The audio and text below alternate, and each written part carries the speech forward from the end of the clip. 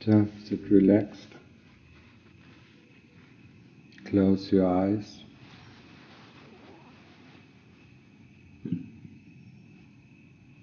Relax the whole body.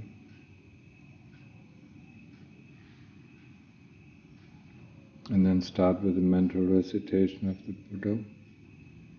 Buddho, Buddho, Buddho.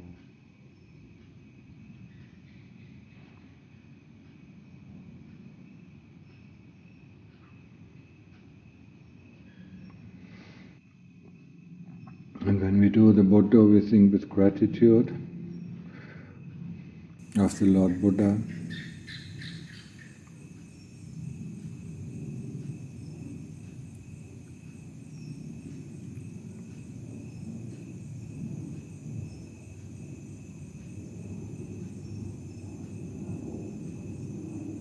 He who has brought us the teaching,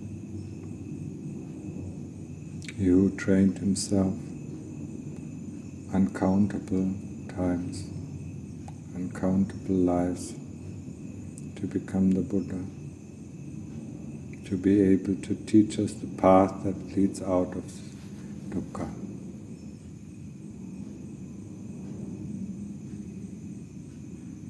So when we do the Buddho, we think with gratitude towards him.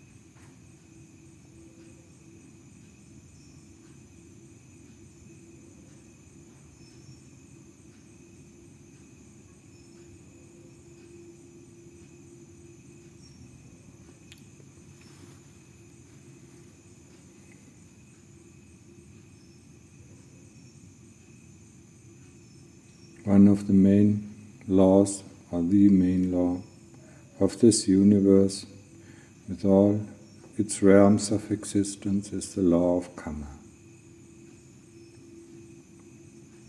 The law of Kamma normally is translated as cause and effect.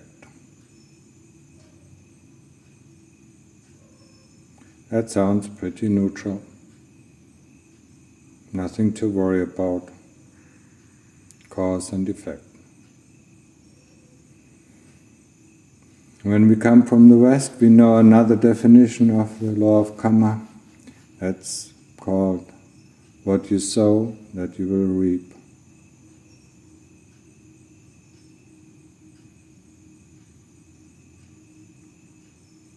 That's a little bit more detailed, but also nothing to worry about.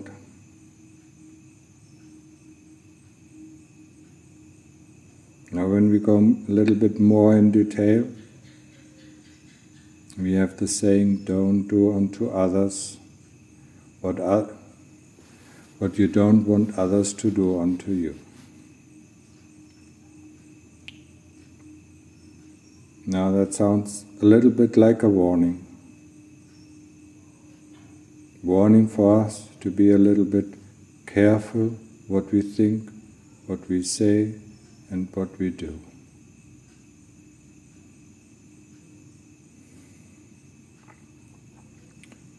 But when we take it backwards and say, whatever happens to us, whatever others do unto us, is what we have done unto others, then that sounds a bit scary. You just have to turn it around. And already we don't like to hear that. Because whatever we have, whatever happens to us, is the result of our own doing.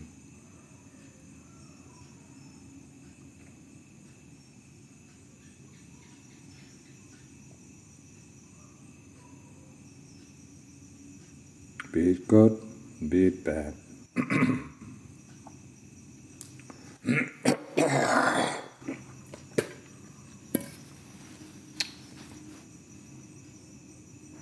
Kamma can be really, really scary. Every moment of our life, when we don't have sati, we do kamma. Kamma comes with intention. We want this, or we don't want that. We like this, we don't like that. So we do it, we say it, we think it. Kamma comes in three forms. Mental kamma in forms of thought. Verbal kamma in forms of words or speech. And bodily kamma in forms of bodily actions. So whatever we do during the day, and there's so much time to do things, so much time to speak, so much time to think. All these things will come back to us. And that can be really, really scary. That's why the Lord Buddha said, protect yourself before you do something, before you say something, before you think something. Think about it if it is within the 5 precepts for lay people, or as monks, if it is within the 227 rules. If you know it is not, don't do it, don't say it, don't think it. That's the only protection that we have from the unwholesome results of Kamma.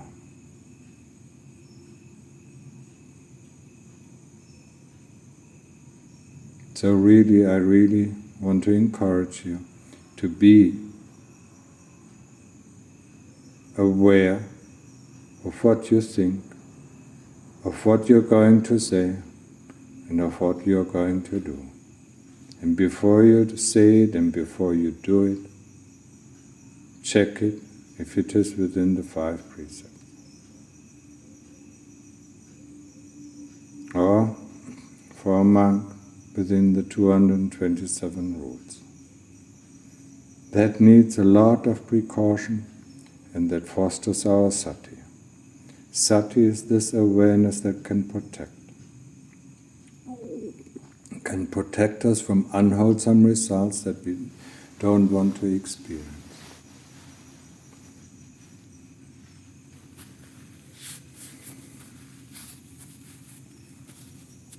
We think of doing something good, but actually we do a lot of bad kamma by thinking while we do good.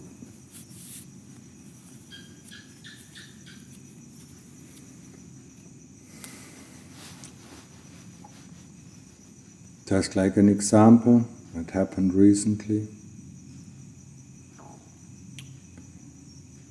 There was a mouse or rat in the kitchen, and we wanted to catch it, so we caught it.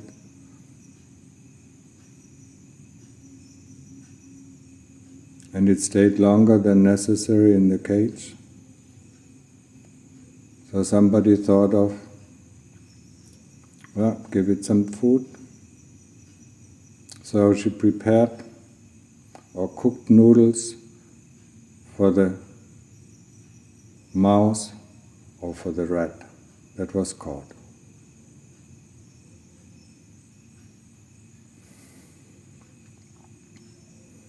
When I heard that, I reprimanded her first. I mean, the dogs have food to eat. Why don't you just give the dog food to the rat? I mean, it's an animal, just the same thing. Yeah, she didn't want to listen. The next morning, before the food was offered to the monks, she took some rice and some omelette and gave it to the rat to eat. She only thought about doing something good for the rat. She didn't think about that she actually broke the second precept twice, taking what is not given. The noodles weren't given to her, and the food was not yet offered to the monks or was not given to her at the end of the distribution of food. The rat had to have something special. It had to have cooked noodles and rice and omelette. It cannot be fed just with the leftover of the monk's bowl, because it is probably a higher being than the monks or lay people. The dogs are happy with the food that we give them, that comes from our bowls, but the rat probably not. We need to cook up food, or we need to give it something special. When I look at that, I mean, I just don't know what to say. I really just don't know what to say. I mean, the lay people in Wat Pu Khong Thong are very, very happy to eat the rest of the food that I left over in my bowl. The people are happy to eat the food that I leave in my bowl. Dogs are happy to get the food that is in our bowl, the leftover food. But rats certainly are not happy. So we have to make them some special food, cook them some food, or take the things that are not given. So while doing good, why do I mention this example? Because we only think about doing something good. Yeah? So we break the precepts by thinking only about what we are doing good. Feeding the rat, that is something that is important. And that is the only thing that is in our mind. Everything, our sati completely has left us. It's the same thing. And that's why, that's why I mention it, because Kamma can be so, so scary. Yeah.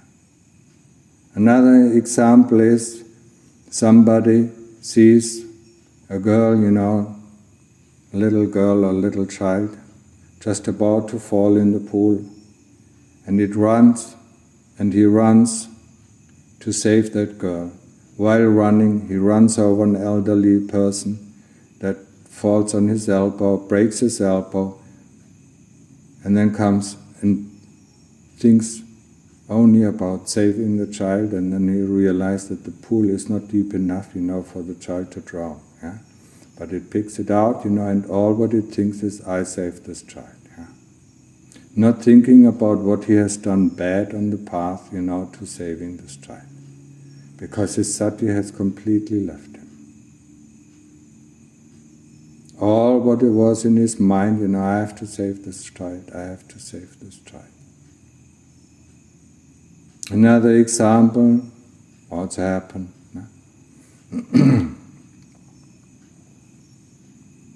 Somebody borrows money because he wants to give food in the morning to the monks, he wants to make donation to the monks, but he never pays the money back. So in all these cases, we want to do some good karma, and only people think only about what they did good. They don't think about what they did bad. He never pays back the money. That is very unwholesome karma. Being in debt. For a monk who is in debt, he cannot, or somebody who wants to ordain who is in debt, he cannot ordain. He has to pay the debt back before he can ordain. All these things involve, good karma and bad karma. And the good karma that we do does not outweigh, the bad karma that we did. Just for you to reflect upon. What is the important thing? The important thing is we lose or we don't have sati. And sati is one of the key factors of practice. Sati is the most important, is one of the most important key factors in practice. If we don't have this awareness, we do so many things that are unwholesome. We say so many things that are unwholesome. And we have so many bodily actions that are unwholesome. Sati is really the key factor. That steers us clear from doing unwholesome karma. It really steers us clear. If we have sati, Dhamma Buddho said, the moment, if you have only one moment of sati, there is no kilesas. If there is no kilesas, there is no intention. And intention is that what creates karma. But the moment, we lose that sati and we want this or want that, we don't want this or we don't want that, then we start to create karma. And Lungda Mahabodho mentions one happening that he saw with his own eyes. He came to a crossing, a four-way crossing. And in the middle of the crossing there was a pickup truck who lost parts of its things that he had on. So there were some buckets, or there were some small utensils, And he stayed in the middle of the crossing. And he was only concerned with to pick up his things, put them back on the truck. He didn't care about all the cars honking, all the cars trying to avoid him nearly causing accident. He wasn't just interested. The moment Lungda saw that, he said, that is when a person has no sati. And now maybe you understand why we don't translate sati with mindfulness. Because he could be quite mindful, picking up all his things, but he certainly had no sati, no awareness of what was going on around him. He was only concerned about this one thing. All the things that were scattered around, picking it up. He wasn't concerned about the cars, trying to avoid him nearly causing accidents. He was only concerned about his things, to pick them up and put them back on his truck. That is a person who has no sati, who has no awareness, who is just concerned with the things that he's doing right now. And I mention this example because it is the same thing. Saving the child, or feeding the rat. That person has no sati. He's only concerned with one thing and doesn't notice anything what is going on around him, or if what he's doing is rightful action or not.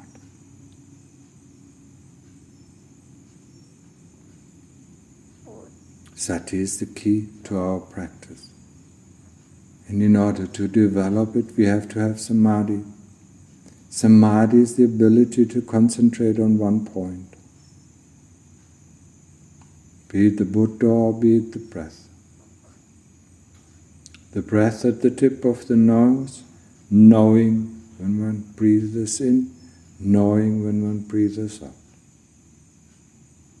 Knowing when the in-breath is at its height, knowing when the in-breath changes into the out-breath changes into the in-breath, knowing that the breath is deep or shallow,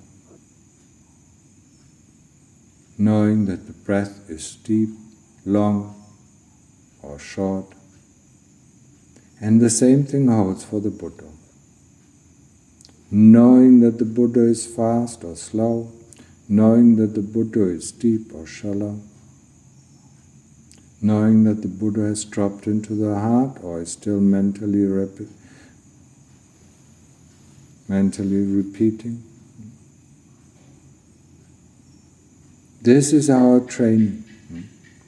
This is our training until the breath, until the breath becomes so subtle, in sati, sati separates from our point of concentration and goes back to where it comes from, to the heart.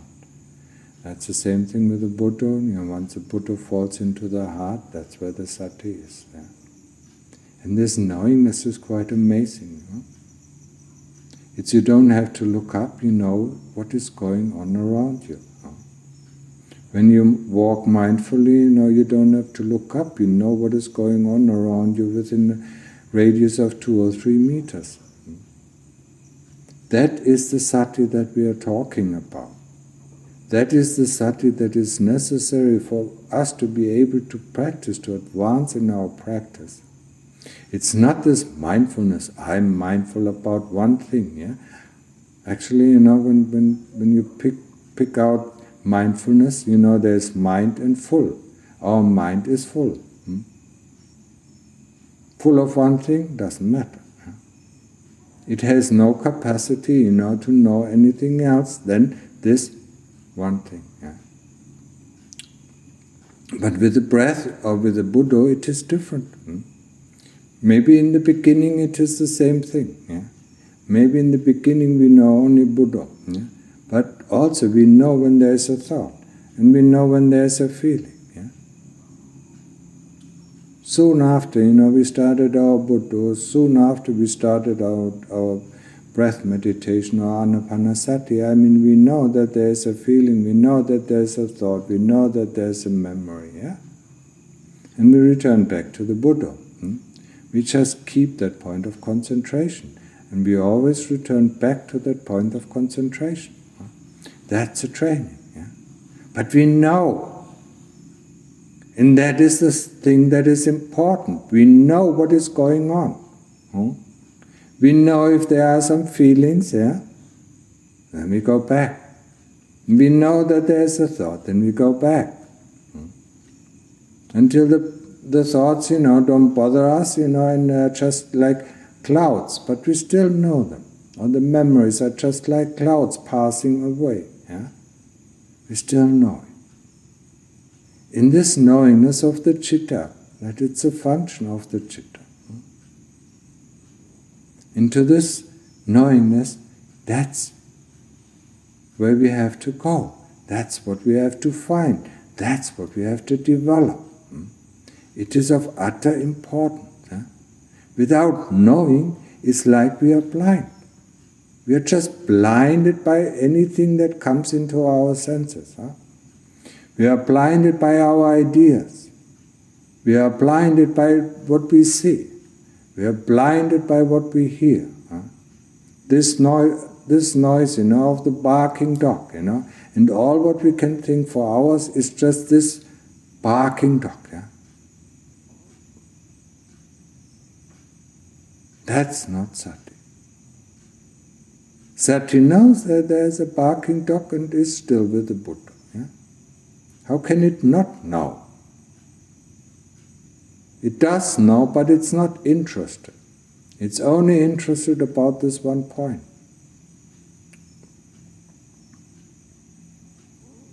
It's not that we become deaf, yeah? When we close our eyes and sit down for meditation. We do hear the birds singing, yeah? We do hear, the dogs barking. We do hear the cat meowing, yeah? It's not that we are deaf. And this knowingness, once the thoughts completely stop, is an amazing state. It's a state where there is just a state of experience. But there's nobody there that experiences it. Because the ego or the kilesas have left us for that moment. Yeah? They couldn't come into this room that we entered. This room called Upachara Samadhi. They couldn't come into. So we just sit there, and experience everything. Yeah? Our concentration is still on the breath, yeah? But the experience, of the whole body, breathing in or breathing out, or the whole heart, chanting the Buddho. It's amazing, we just feel so relieved. We just feel so relaxed. And we feel energized. We have nothing to worry about, we have nothing to fear, and the first time, we enter in it, we feel it, now I'm not lonely anymore. Because there's nothing that separates us from this knowingness.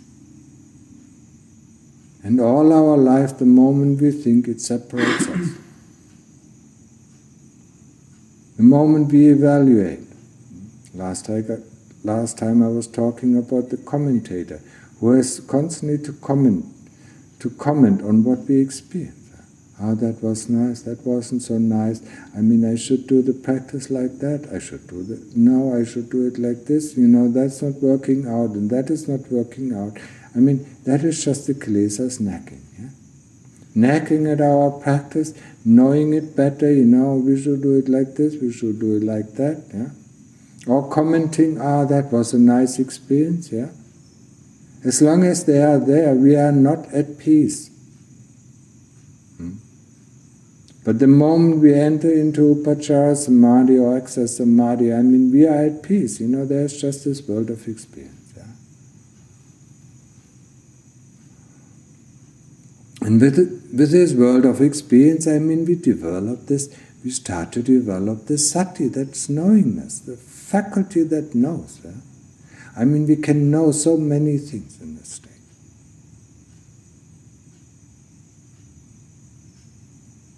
We can know about this, we can know about that. Some people, have from there have the access to other realms, where they can know devas, or where they can know ghosts, yeah? Where they can talk to devas, or where they can talk to ghosts. Yeah? It's unlimited. This access samadhi is unlimited. Yeah? It is one of these realms. Yeah? So why do we prohibit ourselves from entering there? Why don't we let ourselves, go and have a rest, have a vacation from the ego, yeah? From that constantly comments and constantly finds fault with this and finds fault with that, or is happy about this or is happy about that. When we just experience, there's happiness, there's contentment, there's peacefulness, there's stillness. It's all there. And we don't feel lonely, we don't feel afraid, we don't fear. Nothing can shake us up as long as we are in this state. So we go on, concentrate on the breath or concentrate on the Buddho until it is really difficult for us. Our concentration slowly becomes towards one point. So will be difficult. Yeah? each time it will be more difficult to repeat the Buddha or to think the Buddha. And we notice it. The moment we notice that it's too difficult, not because the Buddha is gone. The Buddha doesn't disappear. It's too difficult to think one single thought. Yeah?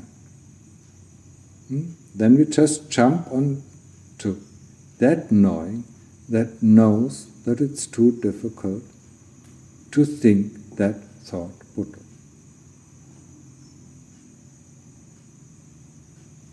It can take a while. Yeah? We just stay with this knowingness until it leads us to Appana Samadhi. In Appana Samadhi, it is like falling into a well, be it fast or be it slowly. The body disappears from our senses. The senses disappear, and there's nothing left. Nothing of this universe, can penetrate this deep state of samadhi, or called Appana Samadhi. There is no time, there is no space. There is just knowingness. Just this pure essence of knowingness. Not knowing any object. As long as we know objects, as long as we know the senses, as long as we know the body, as long as we know, thoughts or memories and things like that, yeah? Or sounds or smells or tastes, yeah? Then we are not yet into Appana Samadhi. The moment all this stops, the whole universe disappears from us, then we slowly emerge into this Appana Samadhi. This can be slowly or it can be fast. And that depends on our ability. Or depends on, what we have trained in previous lives. So this single point of knowingness, it's nothing else than the preview of Nibbana.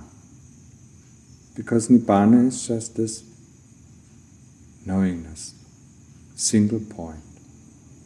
Never born, never ceases. We only get to know it the moment we really are able to concentrate enough to get to this state. Then we can know it. But it's a preview, it's not the same. It's very similar, but it's not the same.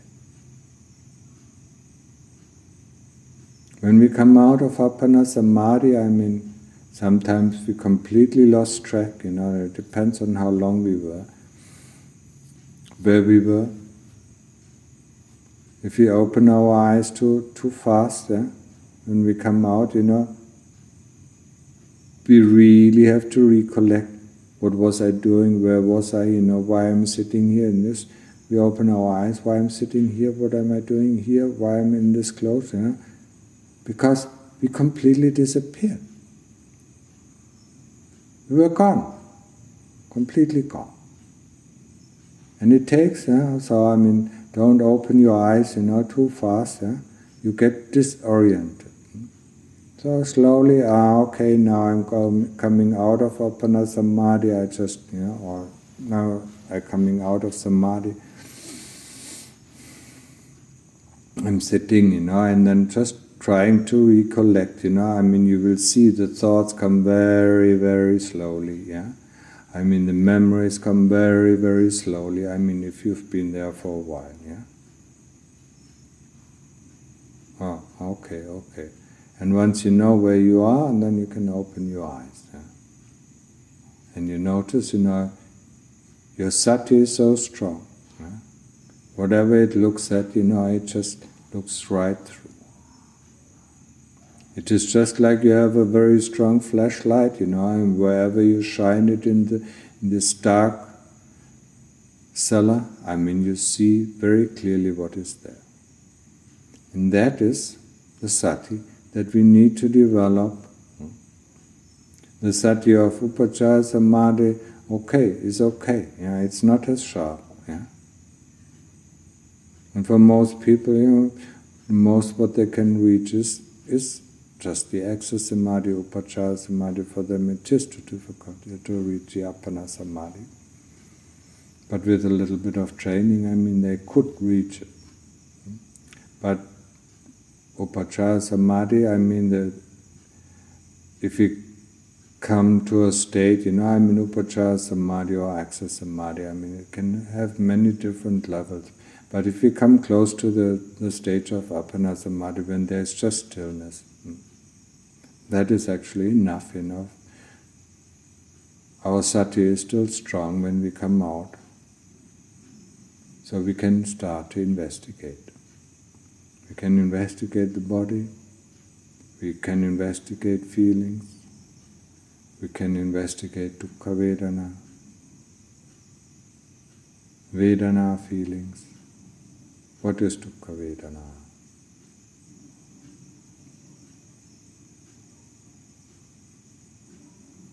We go instead with our point of concentration on the Buddho or on the breath, the tip of the nose. Then we go to that point where we think the pain is. Is it in the knees? Is it in the hips? Is it in the back? Then we go there. And then just like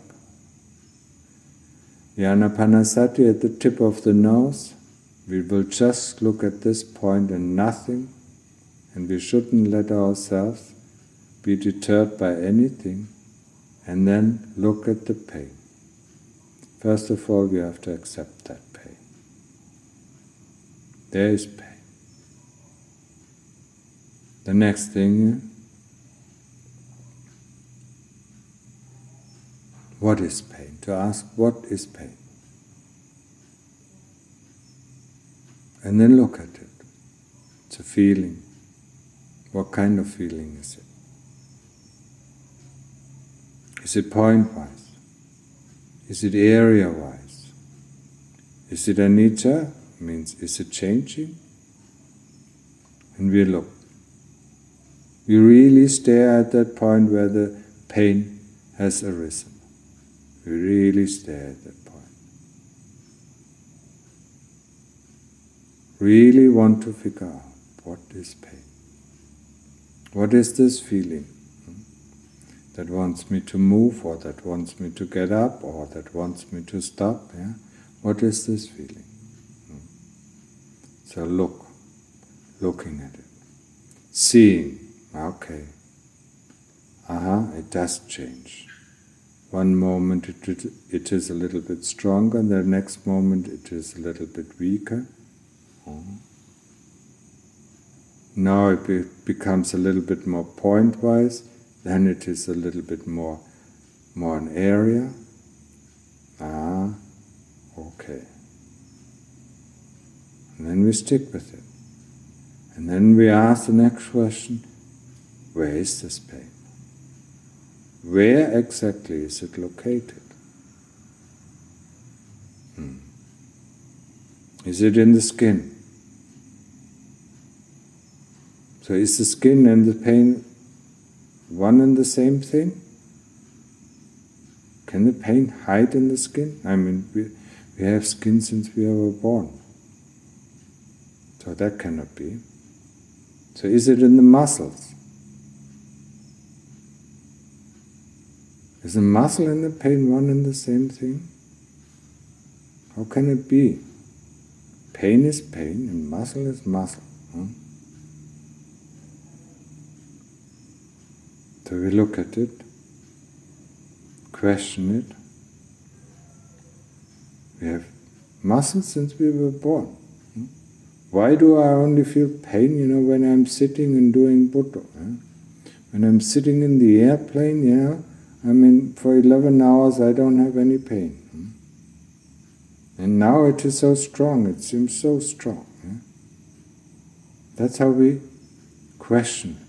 That's how we interrogate, that's how we contemplate pain. Is it in the flesh? Same thing, just like with the muscle. We have flesh since we were born. Yeah? When we sit somewhere else, we don't feel pain. So pain in the flesh cannot be the same thing. So where is that actually located, the pain? Yeah? Is it in the bones? Same thing, we do the same kind of investigation. Yeah? Constantly staring at this pain. Yeah? Seeing, how it moves, seeing how it changes. Yeah, I have bones since I was born. How can the bones and the pain be one and the same thing? Yeah? Pain is pain and bones are bones. Huh? And when the moment we are really close and catching, what pain really is, it suddenly moves. It moves to another location. In that area that was in real great pain, we were just giving up, because the pain was so bothersome, so burdensome.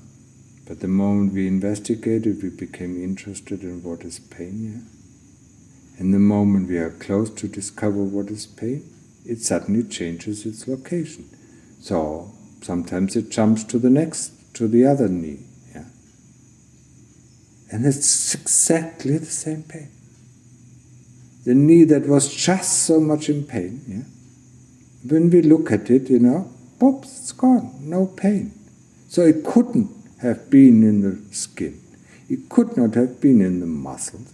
It could not have been in the flesh. It could not have been in the tendons. It could not have been in the bones, because now it is gone.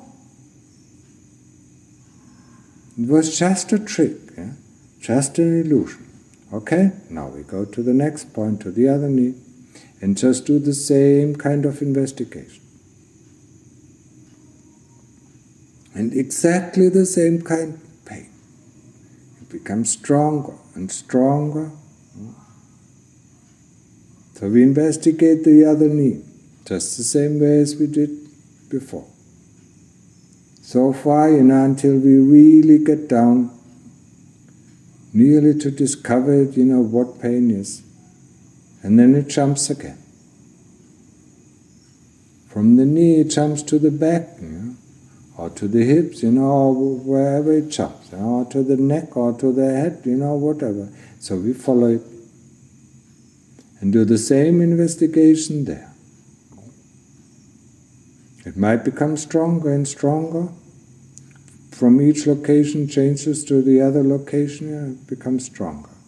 But the location that we investigated before, it is completely free of pain. So we know it's a trick, but we don't know yet what is pain. We have not yet understood what is pain. It's a mystery to us, and we have to find it out. So we go to the next point, do the same kind of investigation, until it jumps again, and we go to that point, follow that investigation, do the investigation just the same way as I just explained it. Until it shows us where it is originating from. So in the end, it will jump to the heart, and the pain becomes stronger and stronger. We cannot, or we should not, give in to the pain. We might feel like we're suffocating, okay. Let's sit there and say, okay, whatever can suffocate, let it suffocate, whatever can die, let it die, I want to see what is left over. That's a kind of investigation of pain. Yeah? We have to understand what pain is.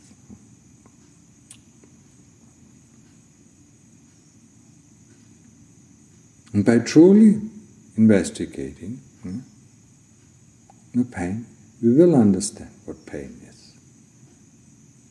But for the most of us, in the beginning, when we investigate the pain, suddenly, it doesn't jump anymore, and it just ceases, as if it never had existed.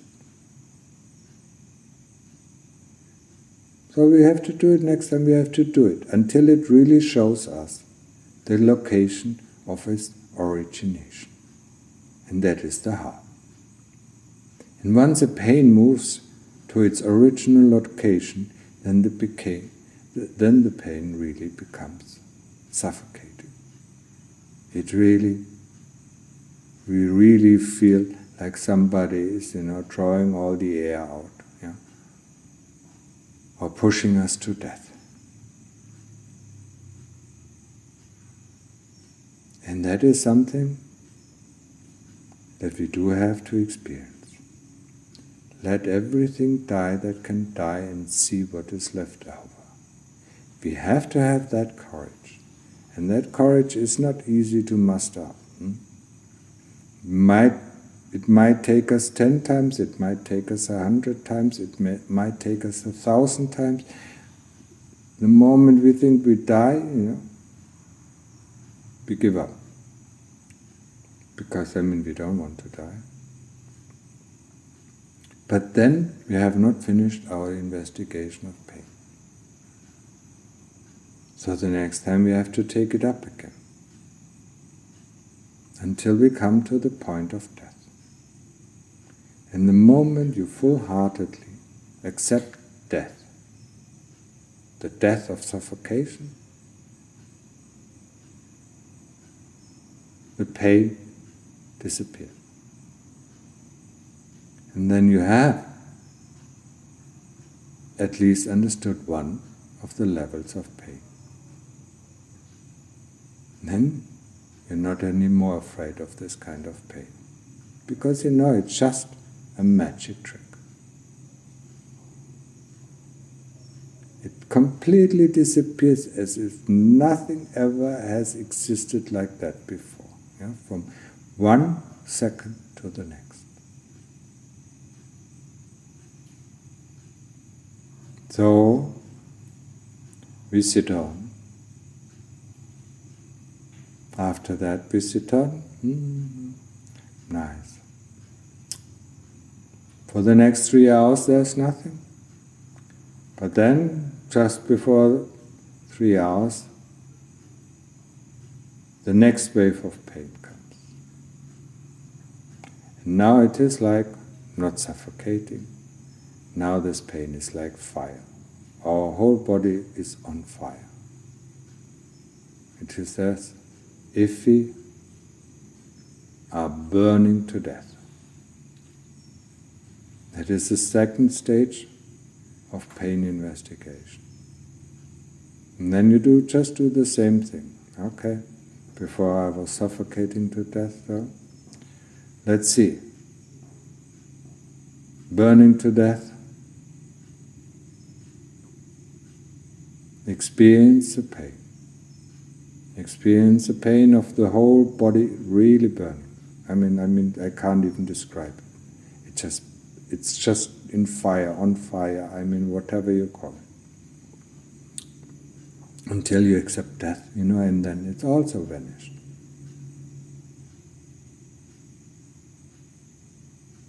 And then you sit again for another 3 hours, and then the last stage of pain comes. Where all the bits and pieces are torn apart. It feels like your whole body is torn apart. Every element within your body is torn apart.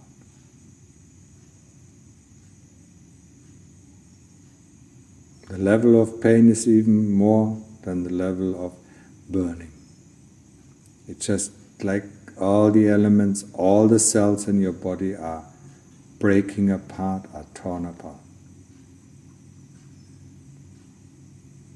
So you do the same thing, you accept death. And you go through death. In the next moment, the pain is gone. And that is the end of pain investigation. Once you have gone through all 3 stages of pain investigation, there is no death that you will fear. When death comes, you are calm in mind. There is nothing you will be ever afraid of in terms of pain. Nothing. You have gone through all three deaths. And that is exactly when the body breaks up. It's the same kind of pain. First we suffocate to death. Yeah? Then the heat goes out of the body. That is when the body is on fire. And then the elements are breaking up. The body is really torn apart, and that is the strongest pain. Every element in the body, because there is no heat and there is no air, all the elements of the body, all the cells of the body are just torn apart.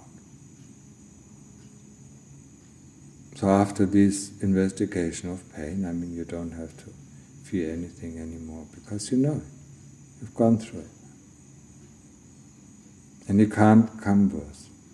That also means, when you've gone through it, in every moment of death you can have sati. And that gives you a great choice. If we have sati in the moment of death, we can direct the citta where it goes. Because we have so many choices, because of our different kinds of karma, we have so many choices. So we can make the choice to go where it seems to us most wholesome. If you want to continue practicing, we choose, to become a human being again, if our karma allows it. Or if we want to rest, and go to heaven, then we can go to heaven if our karma allows it. So we do have the choice. If one of our karma is leading us to hell, we don't have to go. We don't have to go because we have other kind of karmas that we can follow first. That is the big freedom that we gain through the investigation of pain. But it is not easy. Because with each kind of pain that I described, the three kinds of pain, you really believe, or the kilesas really believe they will die. And it is just like that. What dies is the kilesas at that time. And when the kilesas dies, then there's no more pain.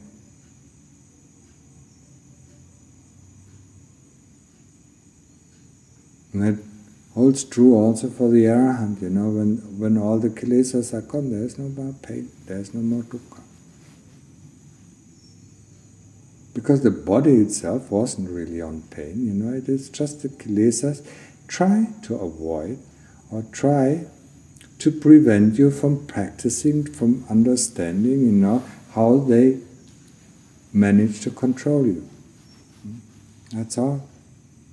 And they put everything up, up to the highest. And when they see it doesn't work, then they give in and disappear for a little while. It's the same thing, when you do investigation, body investigation, when you really get down to the point, the kilesas give in and give you the free view. The view of understanding, and with that view of understanding, they disappear. Normally they are always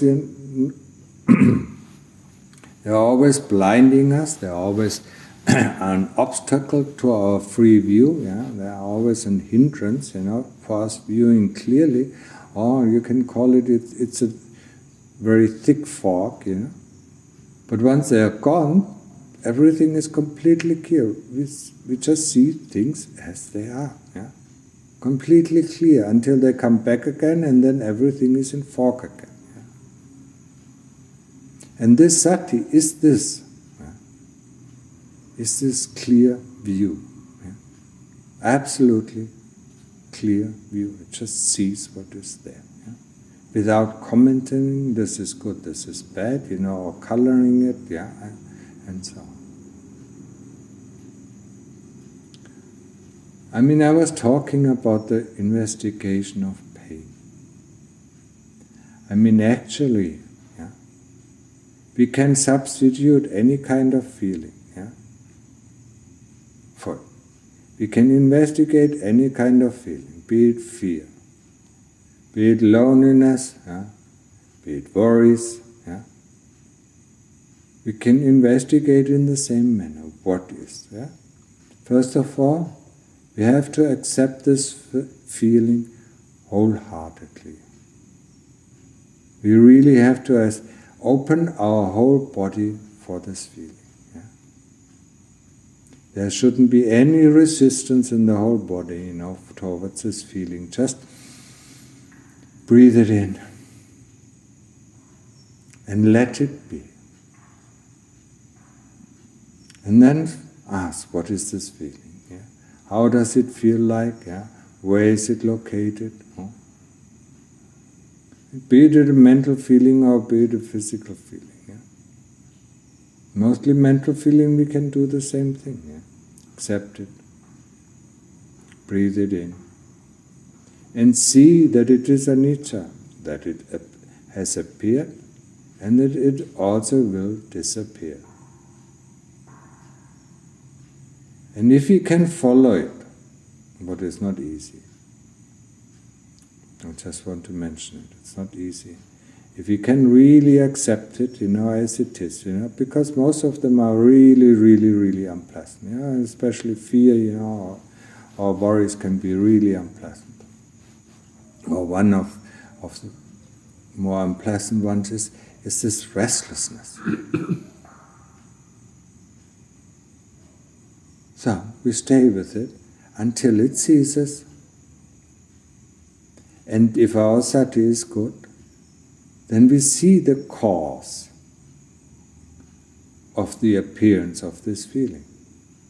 If our sati is not good, we don't see the cause, so we have to do it again. And that's what happens to us most of the time. We have to do it again and again and again. 100 times, 1,000 times, 1,000,000 times, no matter what. If our sati is strong, we catch it early. If our sati is weak, we need a lot of going through. Accept it wholeheartedly, breathe it in, just like you breathe in some nice smelling dish. Let the whole body bath in it, and then ask yourself, what is this feeling, Once you have done a few feelings, if it is extreme greed, or if it is envy, or if it is hatred, then start comparing these feelings, So, now we have the experience, for instance, today I investigated hatred, and tomorrow I investigated greed. And then we can ask, the more different kind of feelings we experience, what actually is the difference? One we call greed, one we call hate, one we call fear. Where is actually this difference?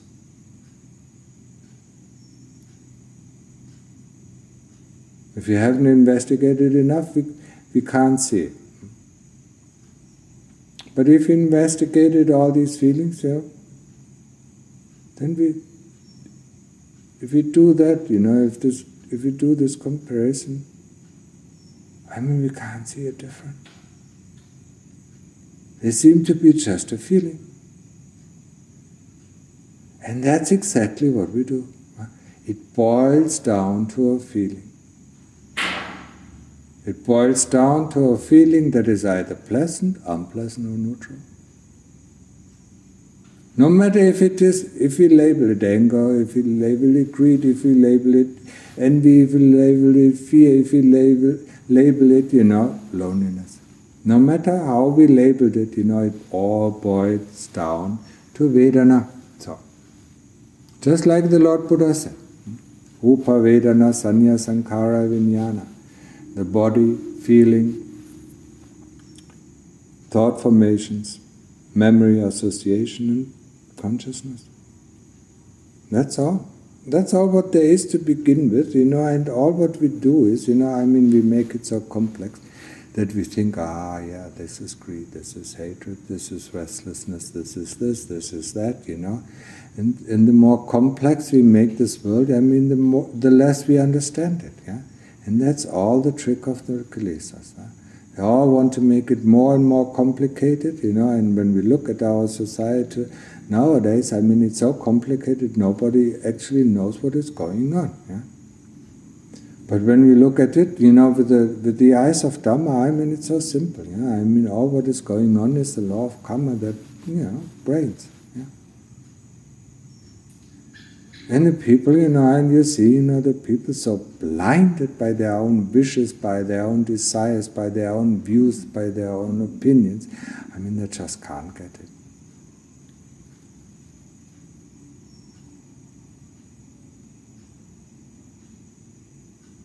So I really wish, and I really want to see that you put in some effort, especially about this sati.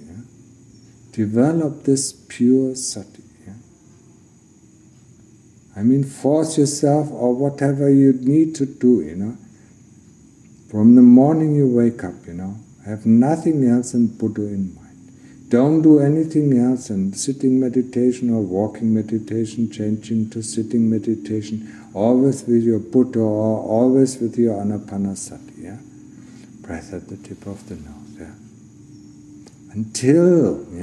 Until concentration and sati, separates out. You feel it click, and it goes, sati goes to the heart. You have to have this inkling. You have to have this understanding, that concentration and sati are two different things. And this sati is that we need to foster. So I really want you, to put some effort into this matter. And if there is, if you sit too long, if you sit for 2 or 3 hours, then do some pain investigation. Just as I explained. You don't have to go through the 3 kinds of death that I described. I just described it, as the whole, as a part, at the end of the pain investigation. Just do this investigation, and to get, pain investigation is the easiest to do with it because pain stays the longest. So, even if you deterred for a few moments, we always come back, because pain doesn't disappear so much. Once you are skilled a little bit with the pain investigation, you investigate the other things, just like I said, greed and hatred, fear, and restlessness. Just see for what they are. And start to compare them. If you can experience them wholeheartedly, with no resistance towards this feeling. It's just this interest, to trying to understand what this feeling is. Then you can come a little bit closer to the truth and see that these are nothing than feeling, Vedana. No matter how we label it, it's just feeling. Some of the feelings are pleasant, other feelings are unpleasant. So, that's all there is to it. And with this I want to end my talk.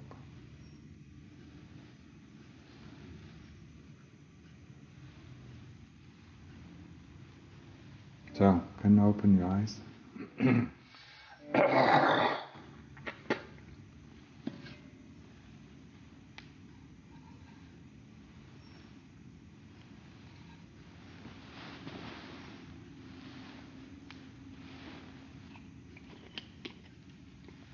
And get back to your practice,